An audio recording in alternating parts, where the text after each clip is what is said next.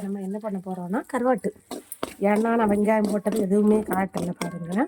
வெங்காயம், தக்காளி, பூண்டு, கடுகு, கொஞ்சம் வரமிளகாய் எல்லாம் போட்டு வதக்கி விட்டாச்சு. நல்லா வதக்கி விட்டாச்சு. நம்ம இப்போ என்ன செய்ய போகிறோம்னா கருவாடை போட போகிறோம்.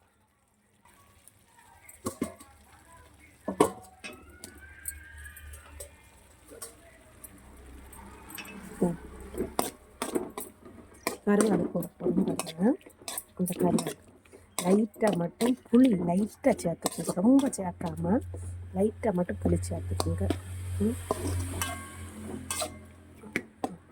உப்பு புளி கொஞ்சம் சேர்த்துக்கோங்க. கொத்தமல்லி இல்லை, லைட்டாக கொத்தமல்லி தூள் போட்டிங்கன்னா கொஞ்சம் டேஸ்ட் கொஞ்சம் வித்தியாசமாக இருக்கும். அவ்வளோதாங்க. முடிஞ்சால் லைக் பண்ணுங்கள், ஷேர் பண்ணுங்கள், சப்ஸ்கிரைப் பண்ணுங்கள், பெல் பட்டனை கிளிக் பண்ணுங்கள் மறக்காமல். Okay friends, okay. அடுத்த பார்த்தீங்கன்னா இங்கே பாருங்கள், கோவக்காய் தொக்கு வச்சுருக்கோம். அப்புறம் பார்த்தீங்க சாம்பார் வச்சாச்சுங்க. அப்புறம் பார்த்தீங்கன்னா எங்கள் வீட்டில் சாப்பாடு ரெடி ஆகிட்டு இருக்குங்க. சரியா? எங்கள் வீட்டில் எப்போவுமே அடுப்பில் தாங்க பண்ணுவோம். முடிஞ்சால் லைக் பண்ணுங்கள், ஷேர் பண்ணுங்கள், சப்ஸ்கிரைப் பண்ணுங்கள், பெல் பட்டனை கிளிக் பண்ணுங்கள்.